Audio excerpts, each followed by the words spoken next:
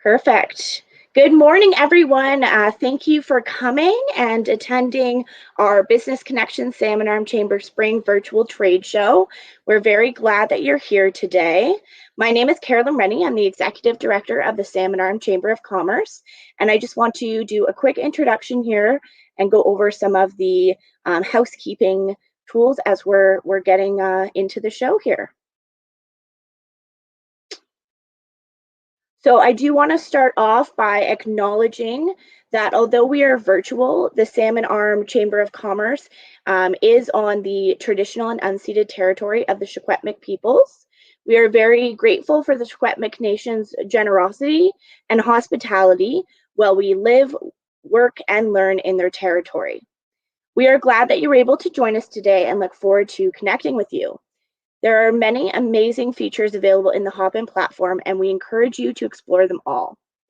We encourage you to introduce yourself in the main chat and update your Hopin profile information so we get to know you better. The professional development sessions will occur in the main stage area from 10 to 12, which is where we are right now. After the sessions, feel free to connect with other attendees in the networking area, where you will be matched with another attendee. You can introduce yourself and see if there is a chance to share knowledge, mentor, provide and suggest and request resources. You will also have the option to share your contact information and can extend the chat or exit at any time. Our virtual expo will be open the entire day. Here you will be able to watch content from various business and community supports and learn about products and services they offer. There will be preloaded content with the option to chat live with the moderator when they are also in the booth. Feel free to leave your contact information in the chat of a business booth you want to connect with. During the event, you can also set up breakout meetings, or do live chats with specific attendees, and you have that ability to chat with other attendees and share contact information. The Salmon Arm Chamber would like to thank our sponsors who have helped make this event possible. Total Restoration Services, Okanagan College, specifically their co-op and graduate department, and Saskew Financial Group.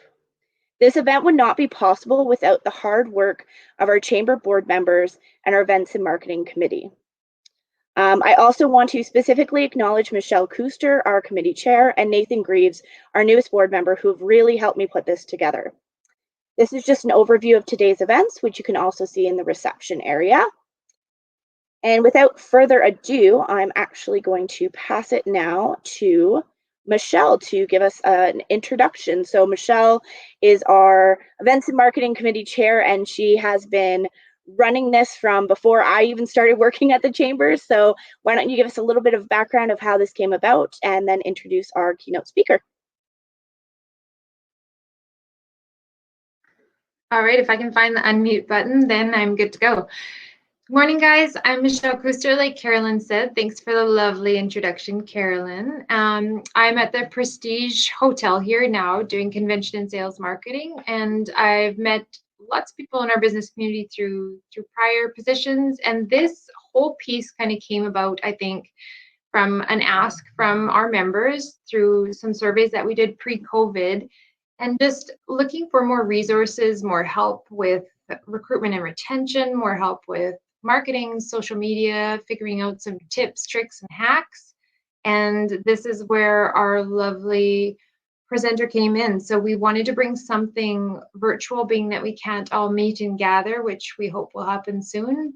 We wanted to do something still offering some resources to our business members and the outside community as well as the public. So this event, Carolyn was the mastermind behind putting this all together and making this possible. So here we go. And Megan Hamlet is with ETHOS, Career and Development Group.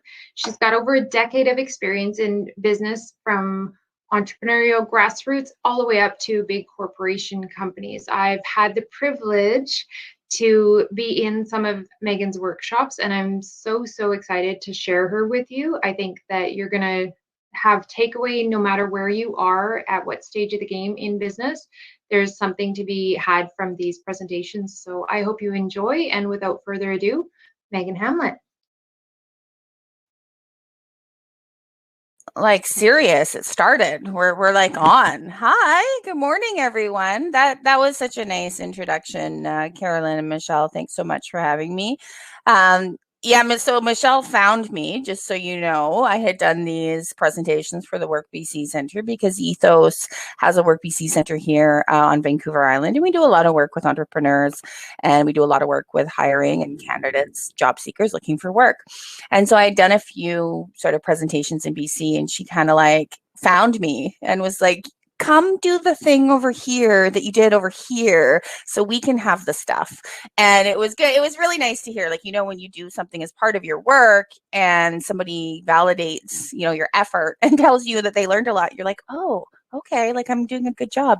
So thank you, Michelle. That was like a super nice introduction. And of course, I'm just grateful that I get to be a part of this, you know, virtual fair and conference today. And I put together, I think, what will be some super cool information. Well, maybe not super cool, but definitely some information that I think could help, you know, business owners with where you're at, given the climate and just given some of the things that you're going through. So if that's okay with everyone, I'm just going to go ahead and jump into it because we really have about 45 minutes for presentations. There's 2 of them today, and I'm just going to go ahead and start with the first one. So I think that everybody can see here, hiring, firing, and perspiring. And that's kind of what I call it because, you know, most of the things that we do in business are really hard. And I say perspiring because most of the time we're, you know, worried and stressed and or in it, you know, working really hard in the capacity of how we run our businesses every day. So let me go ahead and scroll down. So I call this Welcome to Stuff That Makes Sense. My name is Megan Hamlet, and like Michelle and Carolyn kindly introduced me, I work with ETHOS Career Management Group, and I work as a manager of learning and development on our research and development team. It's a lot of words. I have helped countless job seekers find meaningful work, and I have found hundreds of employers their hiring fit. I am a small business owner who was affected by COVID and a mother who was trying to balance having a career, running a business, raising children, and still staying married. Today's presentation will focus on recruitment and retention, this first one. And from this presentation, my goal would be for you to take away how to analyze your business recruitment and hiring needs and how to figure out what you like actually require and how and where to go about finding that fit. So I'm going to tell you a little bit about my story so you can, I don't know, maybe you'll believe me a little bit more, or maybe it'll just be funny or interesting to some capacity. If I go down, my husband and I started a branding firm about 13 years ago, and we're called Hired Guns Creative, and we specialize in alcohol branding. So actually doing the labels for craft beer and distilleries nationally in North America. We have some international clients, but most of the stuff that you see, chances are you've seen our work. If you enjoy craft beer or wine or spirits, you've seen our work on your kitchen tables, which is funny, like I've been in your house, right? Or on your dining room table. It's fine. It's nothing weird there. So when you get a copy of this presentation, you'll be able to click on it and see the type of work from the website. And you could play like, guess who my husband is, right? From like the list of the, from the staff at the organization. But you know what? I mean, and I think what I really want to impart on you today is it's hard. It's really, really hard running a business. We joke that for about 2 years, we didn't have any income. We had some assets, but we didn't have any liquid cash. And we had what I call the beans in the crock pot years, where literally I would go to Superstore and I would buy like the dehydrated, like chickpeas and, you know, black beans and stuff like that. And we would have these in the crock pot every single night with CSA boxes from our local like farms or whatever, because they were cheaper, while we were raising 2 kids, 1 kid at the time, and then became 2 kids. But I mean, so the reality of this is like, we went from, you know, my first year, my husband pulled in $19,000 while I was working part-time with Amazon, providing technical support to their bookseller groups. Our lives have changed so much in running a business. We had a deadly fire that, you know, actually ripped everything that we owned or knew from our business, and we lost everything in a fire about 5 years ago. So we had to rebuild from nothing after our business had actually become quite successful. We've gone through great staff, not so great staff. We've had to buy out a staff member. We've had some challenges in running a business because that's what it absolutely takes. So I guess what I wanted to impart on you is there's been some amazing wins. We've done some amazing conferences all around the world. We won some national awards. I got to go back to work and, raise my kids and definitely do some amazing stuff. But I get where the struggles come in running a business and trying to make the best decisions possible to do what you want to do in your business and be passionate about the things that you're good at. So I want to talk a little bit about hiring smart and 10 tips that you can use for hiring in your small business. So the first thing that I want to impart on, apart from this hilarious Lego picture, because that is funny, and I feel like different candidates that come to the table, you could probably quantify or qualify them as certain Lego characters.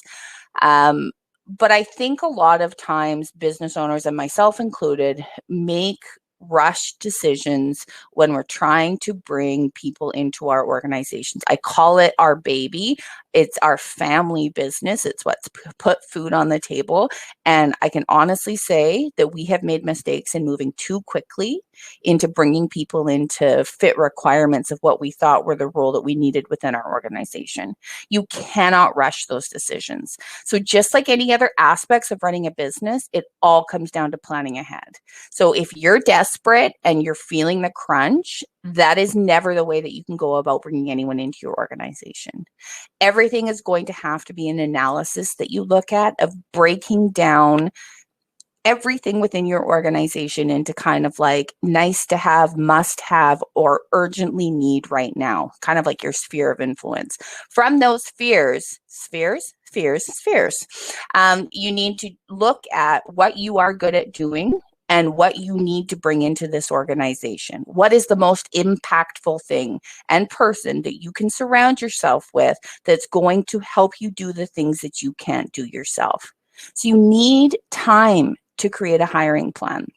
So this will help you proceed methodically and give yourself the chance to really get to know people and attract the type of candidates who appreciate the order and organization that you are bringing to the table. So everyone wants to be in an environment where they know where they came from, they know where they're at, and they know where they're going. So if you don't know those things, it makes it really, really challenging for you to bring the right person into your organization. I can't tell you enough to use the assets at your disposal.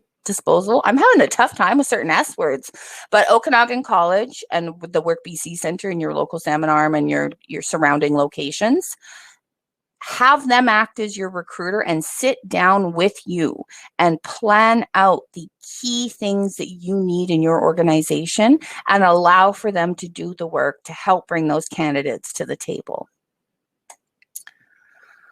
So when we're thinking really hard about our needs, the job description is really one of the most critical phases of the hiring process. Because we are small business owners, the things that we need in our businesses are not really going to become apparent if you Google, customer service agent or person who does the things at the front door key holder.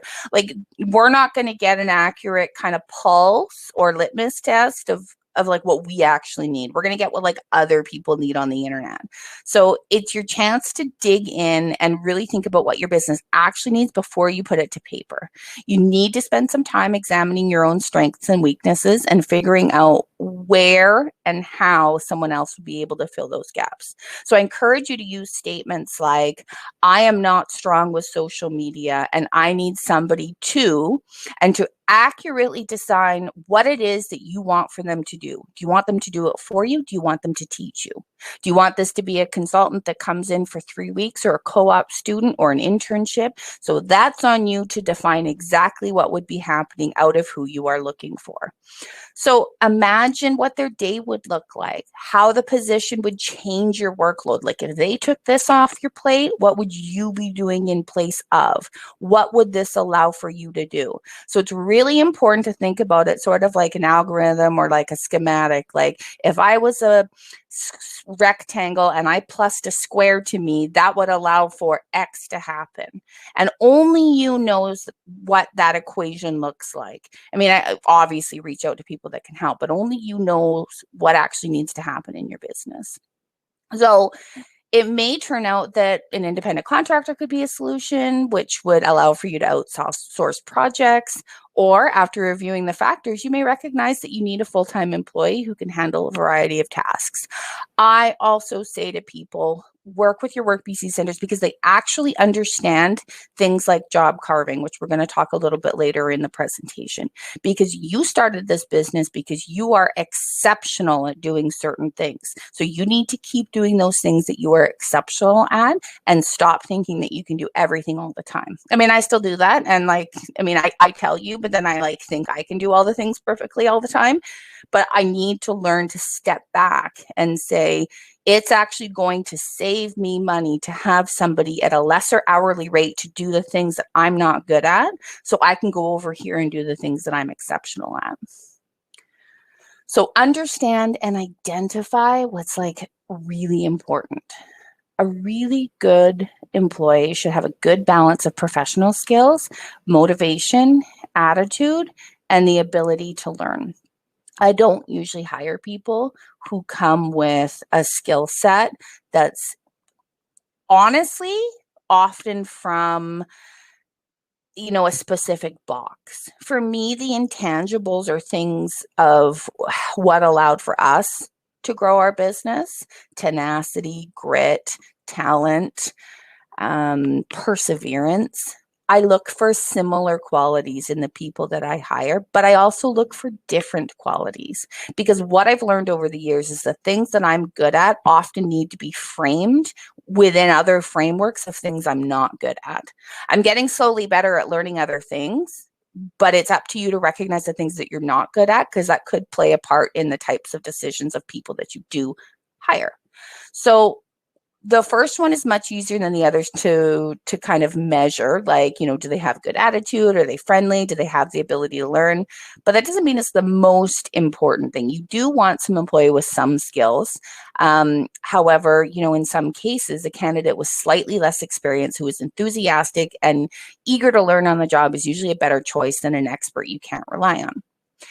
What I mean by this is, if you can foster growth, if you can plant the seed and somebody grows as a plant within your organization, they are more likely to stay. You have better retention. If you are bringing somebody up under your wing, there's mentorship involved, they're going to feel a buy-in into your organization, and they're going to want to stay with you for longer. You're going to have less churn rate, which is going to save you money at the end of the day, because that employee is going to want to intrinsically build your business as you did. And so what I think of in these capacities is, working with clients that maybe want to come in for 2 hours, who maybe are retired and have an exceptional talent in one specific area. Have them come and do that one specific thing and allow for you to be exceptional at the things that you are exceptional at. So I put this fun little link here called "You Should Try a Kanban Board." And you're like, I don't want to try a Kanban board, but you should give it a shot. And you can access that link when you head over to our booth. And after the presentation, Sarah will have the copy of all the presentations and whatnot. So a Kanban board is kind of a way to organize your data. You don't need to use a fancy Excel. I'm terrible at Excel. So don't trust me on Excel. I actually just have a whiteboard in front of me, and I use it to categorize what my thoughts and feelings are and to put them into sort of buckets of what's important to me. So I have a visual representation and I have a continuous place where I can adjust and change things. So for me, it's really important to just grab sticky notes, just go old school, early 90s stuff, and go up and put my Post-it notes up and say, what's important to me? So not only am I talking about sort of categories of skill sets, I might be talking about actual hard skills. I need tech support because that's not an area where I want to spend my time. So if I'm going to be looking at a customer service agent, or if I'm going to be looking at somebody who's going to be, working the front end of my store, I want to go talk to Okanagan College and see if they have a business administration student who's wanting to maybe do 50-50. And maybe that's going to look like I pop in and do an hour at the till because I still want to hear what my customers are doing, right? But then in that 1 hour, I can have that staff member help me out with my strategy of social media going forward. That's just one idea. Certainly an opportunity for us to discuss that further. So know what you have to offer. So one of the things when I recently worked with Royal Roads University was one of the things that I worked with the students was know what you have to offer. So not only from a student perspective, so from a business owner perspective. So when we talk about the student perspective or the job candidate perspective, one of the things that I work with job candidates is salary is not everything. So we work on what can you ask for from an employer of things that are important to you. An example would be, could you start your benefits earlier than 3 months? Do they offer one work per home day a week where you could have them help you on a purchase plan for a chair because you can't afford a $400 chair? You want a $400 chair. Would they be willing to purchase that for you? And then after 3 months, they'll pay you back for it. Is it possible for them to pay your gas? Is it possible to have bring your daughter to work day? Whatever it is as a candidate is important to you, there are things that you could participate in the negotiation process. So as an employer, we look at knowing what you have to offer. So you may not be able to pay the highest salary on the market, but think about other ways you can attract the best employees. I like to work with all my different staff at the different Work BC centers to find out what are some of the cool things employers are doing. Because like I worked for super cool places like Amazon, and we had like the pool tables and the foosball and like the slides and stuff like going down, and that's like super cool. But there's still other cool things that, organizations can do that make it appealing for people to work there. So maybe you're located conveniently to a neighborhood without not a lot of employment options, which could make it seem quite convenient. Maybe you offer bus tickets, or maybe you're willing to offer rideshare programs. Maybe you're willing to offer a staggered schedule so that you're able to hire a parent who wants to work from home from 7 to 9 where their children are getting ready in the morning and they're off at 3 o'clock so they can be with them after school. These are the types of decisions and hiring behaviors that you can make that allow for someone like myself to be so grateful to be able to be back into the workforce that I will do anything for my employer now, because for now 5 years, I've been allowed to work around the schedule of my children as long as it didn't impact business. And now I am so grateful for that I want to stay here and see what I can do to help build the business. So really think about what advantages you offer now and think about what advantages you could offer in the future. So that will help inform your recruiting decisions. Look at that box. Think outside the box. So diversity in recruiting is a key factor. We know that by 2040, about 35 to 45% of the workforce in all cities will be part of inclusion groups. What I mean by that is they may be Indigenous, they may be newcomers to Canada, they may have a disability, they may be part of an inclusion group such as the LGBT community. So what that means is their inclusion group representation may not be visible to you. It could be someone with ADHD that's managed really well. It could be someone with anxiety and depression, postpartum depression after having children. It could be a work accident that happened. We don't know, right? And they changed industries. Could be low vision from simply getting older. These are diverse hiring qualifications. So, old school hiring practice often leave out some highly talented people simply because they don't fit the traditional image for a particular profession. We're seeing this, women in trades. We're seeing, women in tech. We're seeing, men in teaching and counseling roles. So you have to be able to find people who were overlooked because they didn't go to the big name schools or can't work the standard hours due to family obligations. When I came into my first role with Amazon, it was 9 years, I didn't have a degree. And Amazon and Google, they are very much the ditch the degree, requirements and do the last mile training with the staff. So from that stage, I was able to kind of go to Amazon University, definitely was privileged to be able to do so, but I didn't have those resources growing up. So don't overlook somebody who may not have had access to the things that we deem that are important, and be willing to work with them to get them the skills that they need to get to the place where they need to get to. I've been incredibly lucky since then to work with employers who were willing to share education costs with me, pay for some, or then just continue to continuously learn as I go through, working different roles. And people also want to see people in their business that look like them. So when I go into businesses, I do want to see a different representation. I do have ADHD, so there are times where I do want to see somebody who does have behaviors or mannerisms that may suit mine. I mean, my best friend has a child with a significant physical disability. When we go into businesses, representation is really important for her. So you may think that, let's say if we're talking about a salesperson, is someone who's gregarious and bold, but someone with a slightly different approach can achieve fantastic sales by being approachable and being a good listener. So it is really important to help break down those preconceptions to find people with unique skills and potential. When I say that, I try to think of going out into the local business communities, going to different events, chatting with friends, and really asking those questions. If you run a grocery store or you run a coffee shop, for me, it's really important to go into other places that have similar types of staff and really think about what are they doing well when they're in those roles, and really try to mine that data. Are you noticing great customer service in older women? Are you noticing fantastic, waiters make you feel fantastic that have been younger men or newcomers to the area? You will start to find, as you start to pay attention to where you're getting good service, that can help predict what you start to look for when you work with someone and assessing your hiring needs.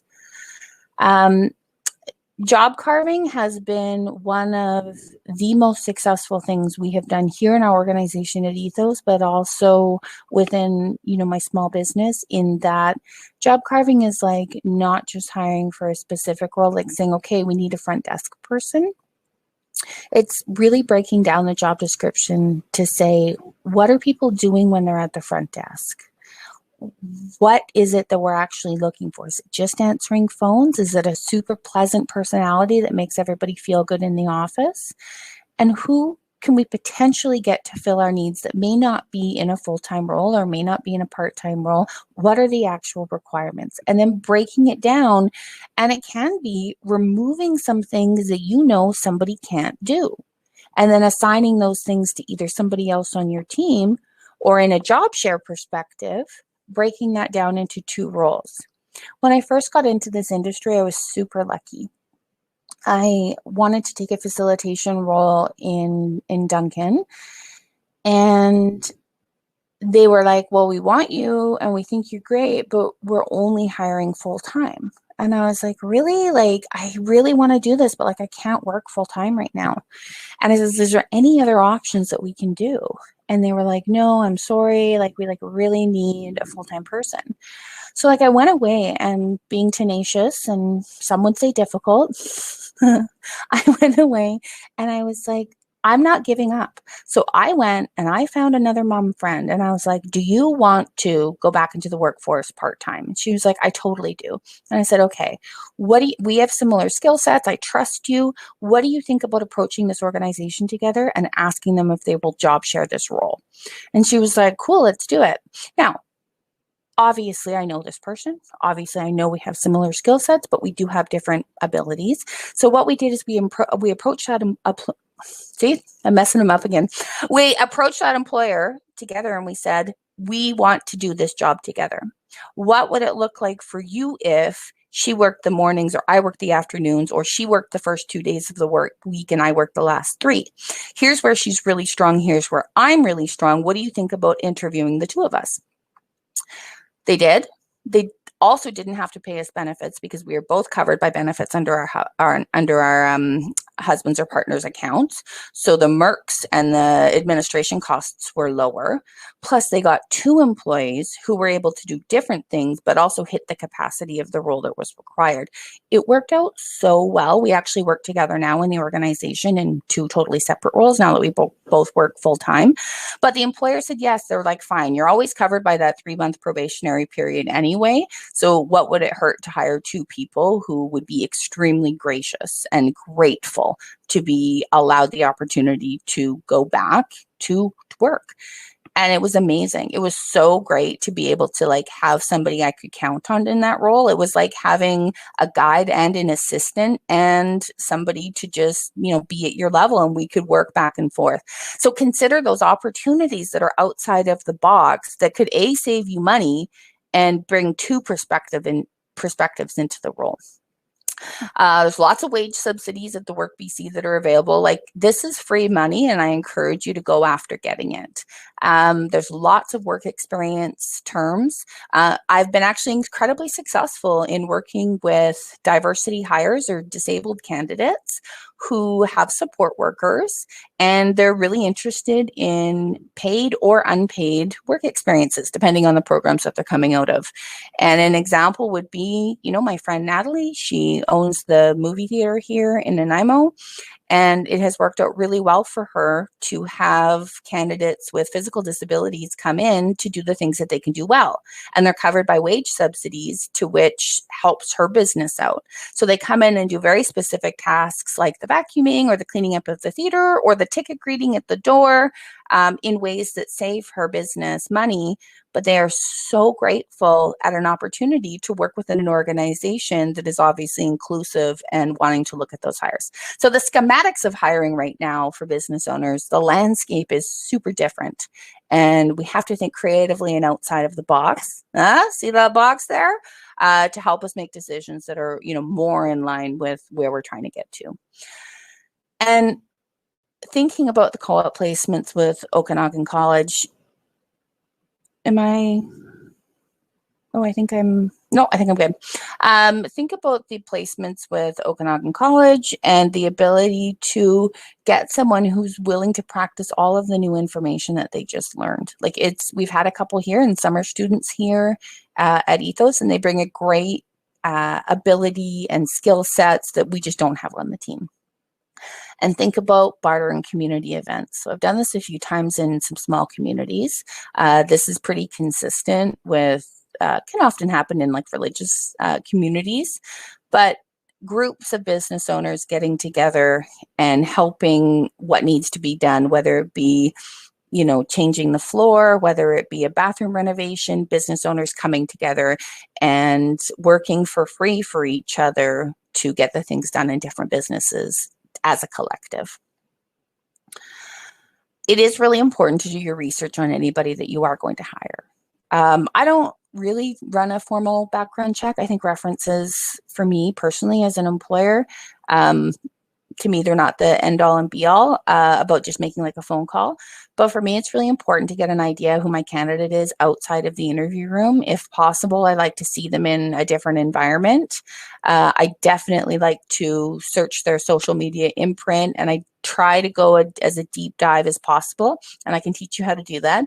But I do that when I work with students at Railroads, and we do a deep dive about what kind of digital footprint that they have online, because that tells me a lot about the things that they're interested in. I try to find their Pinterest boards, and I try to find their LinkedIn or their Twitter and things that they've said, whether it be 2 or 3 years ago. I want to know as much as possible before I make a decision about letting somebody into my business.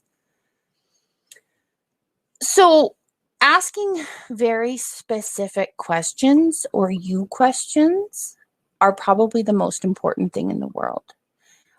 Speaking from someone who is married to a graphic designer, like an illustrator, who's an introvert, who has different ways of communicating than I would, some of the questions that we need to ask when we're working and potentially thinking at bringing, staff into our business, they're like, could you deal with this personality? What would it be like to have communication only in text?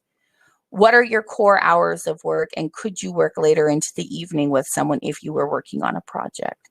Now, these are not questions that you might ask, but these are questions that are specific to us. So your interview questions need to be much more specific and much more about your story. And you need to know why you're telling the story and what it means and behaviors from the clients. But try asking about people, about the project they've worked on, or past work environments, like what didn't work for them. Ask them who successful previous employees were at the last job they worked and why. You're going to get an idea about who that person is and kind of what drives them forward, and what kind of environments, but also engage. I know I'm going back to like the Work BC all the time, but part of it is the session that Michelle was talking about at the beginning when we were talking about like how she found me, is the session that we were doing on recruitment, is working with the job developers and employers about like, how do you get employers to come to job developers to see the opportunities that are available?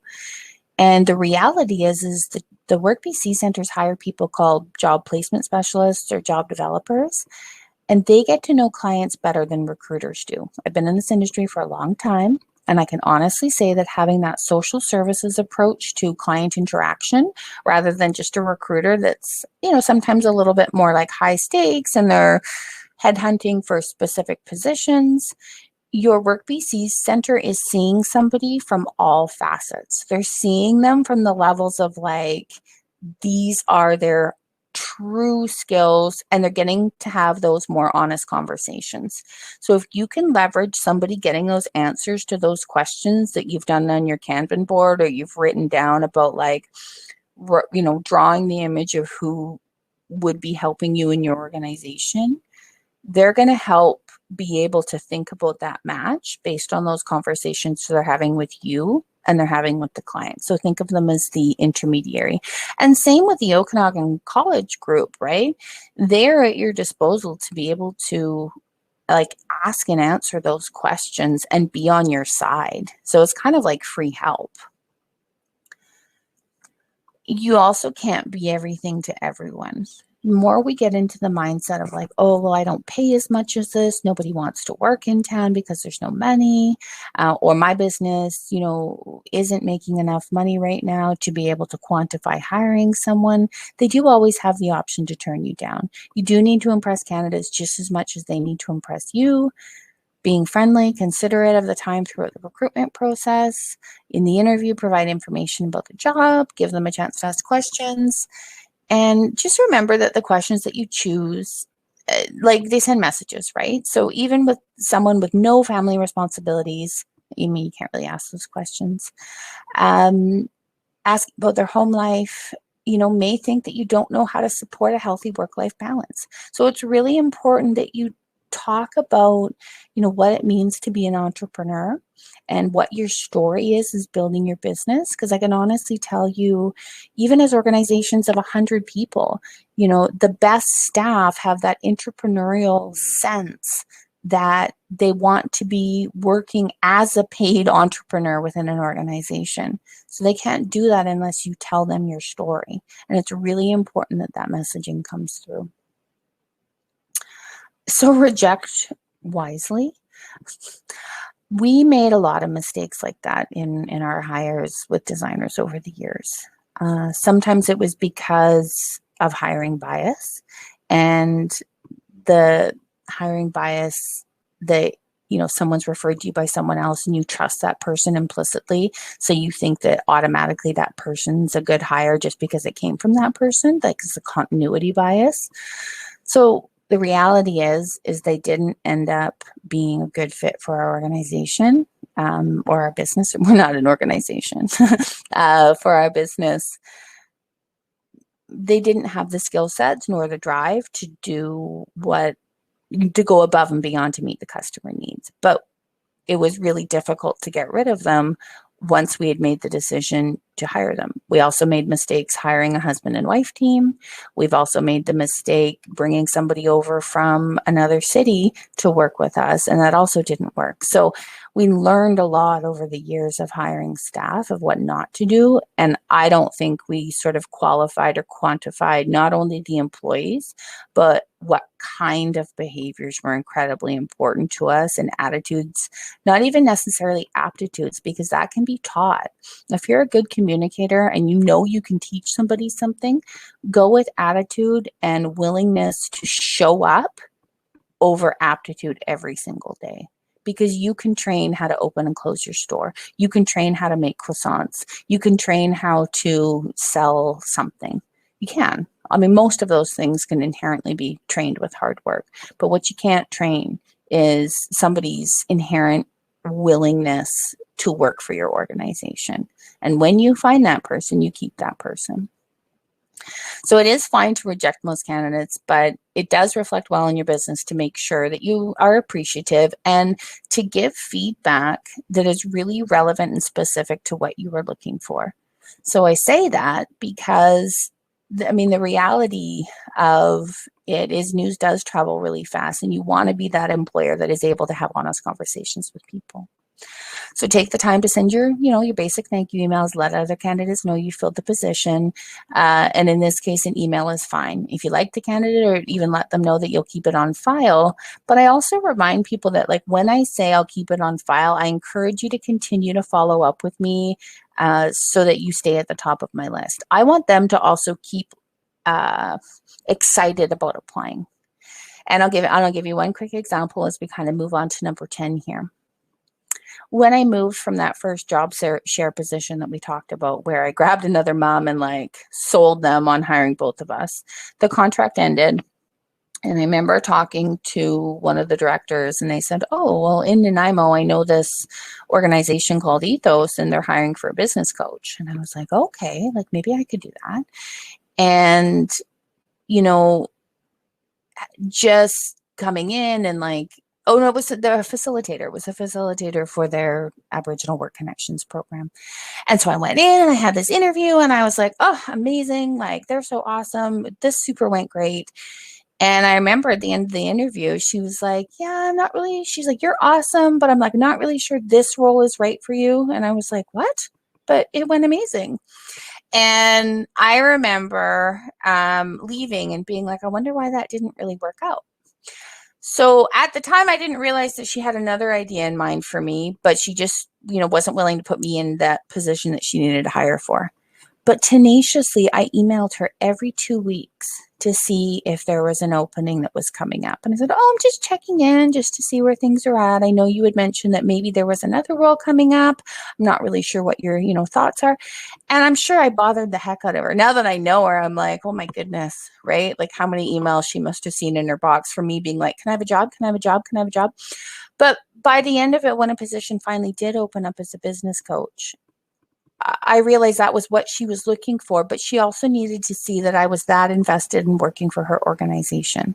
So this is, as an employer, I always want people to continue to follow up and mean what they say and show me that they are that invested in doing that kind of work. So it does save you a lot of time down the road when you truly know someone and see their capacity at filling a role that you could, have happen down the road. And don't hire more often than you need to. Make a solid effort to retain your best employees by making sure they feel appreciated and giving them room to grow in their positions. There are assets and financial sort of remunerations available to you for the Work BC centers, like trainings and stuff, for sustainment, helping employees stay engaged and giving them assistance in order to help them do so. There are a lot of ways, but find some that work for you. You are going to make more money with employee loyalty rather than just filling gaps. You're never gonna be successful, having a circle opening and finding a circle person. So it's more about reducing your churn rate and finding employees that you can help grow. Then eventually they can wear multiple hats in the organization, but they are incredibly loyal to you because you gave them the opportunity to move up in the ranks. So that is the big thing. That was 40 minutes of talking. It's amazing y'all have listened for this long. But what I want to do is I kind of want to open it up to questions. I see a couple different questions here. Yeah, great comment from Okanagan College is there are wage subsidies available for co-op students as well. And we've definitely hired co-op students both here at ETHOS, and we've also hired them as our business. And those co-op students have been fantastic because, again, surround yourself with people who know more things than you do. But they can often come in and work on a task. So maybe you want to have a client database, figured out. Maybe you want to do an onboarding system for new employees. It's great to bring in those co-op students because they're eager and they're willing to use those things potentially in a work portfolio for other opportunities for them down the road. So for me, it's been, and I think Allison can probably indicate, like, she sees a lot of great talent coming out of the Okanagan students. And or maybe she wants to put in the chat here some of the, most impressive placements that she's been able to do. But I definitely think that you should look at the co-op students as well as the Work BC, because working together, it's like free money, and it's people who are engaged and wanting to get some experience. I'm just going to check on the polls here. Does your company struggle with recruitment or retention? I would definitely love to see if there's any answers there. I'm just going to look at the chats. So I was looking at Michelle. I have very little social media in my personal life and was told before that it can be a red flag for employers. I understand it in work life, but do not use it in my personal life. Any tips? Yeah, I mean, that's a great question, and we definitely hear that a lot. The reality of social media is it exists, and most of your candidates are going to have social media. So understanding your permissions and what is viewed by somebody who is not a contact on your social media is of obvious utmost importance. But don't forget to use social media in the other way. Like, we always talk about, removing the bad things from your profile. Don't forget to talk about how to curate the good things, how to use things like LinkedIn, that has really high SEO, to write your own blog posts, to get that opportunity as a forum to tell somebody what you're all about with your great skill sets. Or remember that Pinterest has high SEO, and SEO is one of those acronyms. You're like, what does it even mean? So it's just search engine optimization. It basically just means, like, do you have the right tags on the things that you're writing on the internet so that when somebody also searches for those tags, that your stuff comes up, that they see it? That's search engine optimization.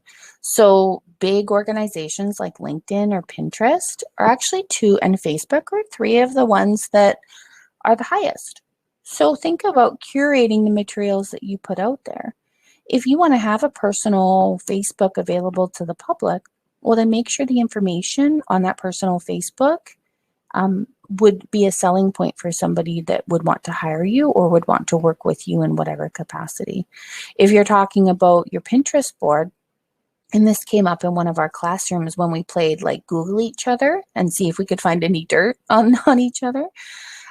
What we were able to find a Pinterest board for one of the participants, and it was all about Indigenous beading and her Métis culture, like Louis Riel Day, and there were some really interesting pictures that were interesting to her.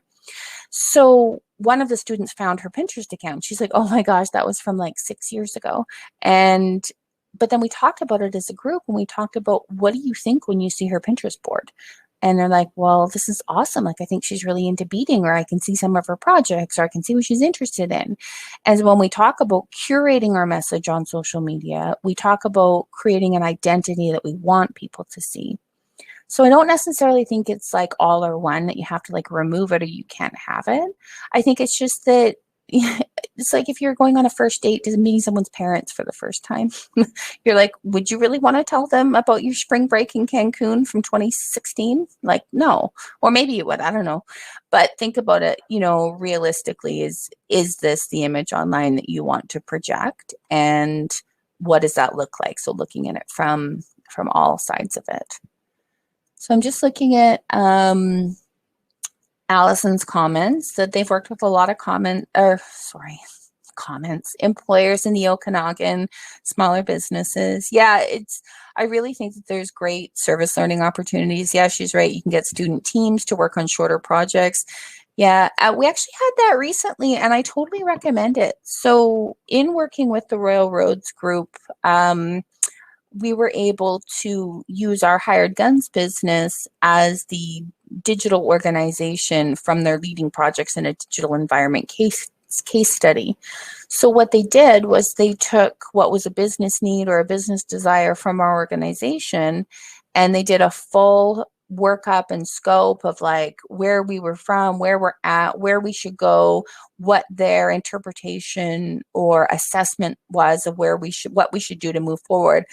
And honestly, it was some of the best feedback I have ever seen, because the Royal Roads universities and the Okanagan colleges of the world, they're attracting students who are doing on the ground stuff. And these are people who have realistic life experience. So they were able to give us an assessment and a workflow that was like based on real life. This wasn't like all theory. And so it was like incredibly valuable. And I'll be honest with you, we implemented a number of those things that they gave us from the college or the university. And we made a $60,000 profit by hiring 3 temporary contract designers who didn't have the kind of experience we typically would have gone for like in the past or whatever. And we made a $60,000 revenue profit in 4 months, which was incredibly high for what we were looking at bringing people in. So I think that's exactly what Allison was kind of referring to there about having them work on specific projects. If you're stuck, helping you get unstuck in that capacity. So we're just coming close to kind of the end of the presentation here. I'm kind of excited because the next one is super exciting, but I'm going to turn it over to Carolyn to kind of see where things are at for questions or what I can do to help answer any questions. The next presentation is called Why is it so hot in here and why am I so tired? The reality of marketing as a small business owner, so social media hacks and marketing hacks. So that's what we're going to cover in the next presentation. Perfect. Thank you so much, Megan. That was wonderful. If you have questions, feel free to type it in the chat in the event or the stage area or the Q&A. It looks like we have about 18 people with us today, so I'm sure somebody has questions specific to recruitment and retention. It would be nice to hear from maybe a local business owner about some of the possible struggles that they're dealing with. Megan, I guess I have a question because this is coming up a lot when I'm talking to business owners. How have things changed with COVID and the availability of people being able to make as much money doing nothing at home? Yeah, well, I mean, I think it's been really hard out of the traditional mold of like expectation. Like we expect you to be here 9 to 5. We expect you to do this.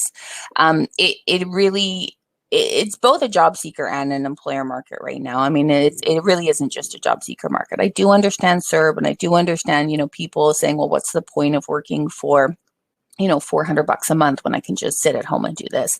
That's not really the employee that you want anyway. That's what I got to say with that, right? Like that employee that's like, well, it could just, they're never going to make your business grow, right? So going after them, in traditional methods like advertising on Facebook or putting job ads on Indeed, you're not really going to get that much of a pickup as you would if it was like a referral from somebody who knows your business or somebody who wants to be given a chance. And I know we talked about that earlier in the presentation. So as employers, you do have the ability to, work with somebody who is maybe in a totally different area of your town, right? Who maybe wants to work virtually or can work virtually, but still is part of your community. You have more options now with COVID because we are opening the door to, things being remote. So again, really thinking about what it is that you want. So maybe you're going to have to make some shifts as being the business owner. So maybe you are going to have to do the file prep.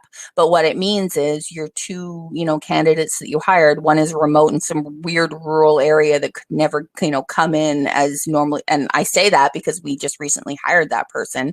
And they work totally different hours, but they are able then to come in those core hours where we have meetings and then go do their work at 2:00 in the morning because, they have other work. So part of it is being collaborative and like changing the way that we do things as employers because we have to.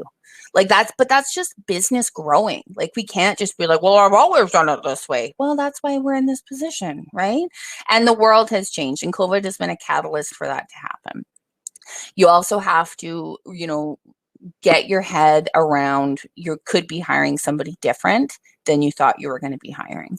And the reality is you might be hiring someone who's a permanent resident doing a co-op program. You might be hiring someone that's 65 that's retired that just wants to work 4 hours a week. That's the reality right now, because the person who's sitting on CERB at home saying, why would I bother working? You don't want to pull them into a job ever. You want the person that's motivated to work to feel valuable again.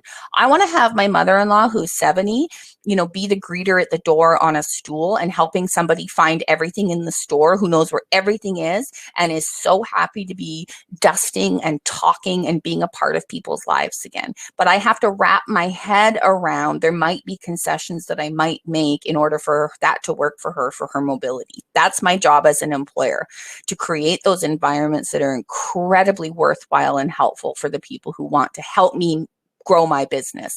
Because that's the other piece. They're not just employees. Like, you're trusting this person to, move your business and grow your business forward. So I think it's a give and take, Carolyn, to kind of answer that question and to think outside the box a little bit, and then to going back, like, what do I actually need? And then finding the people that want to do those things.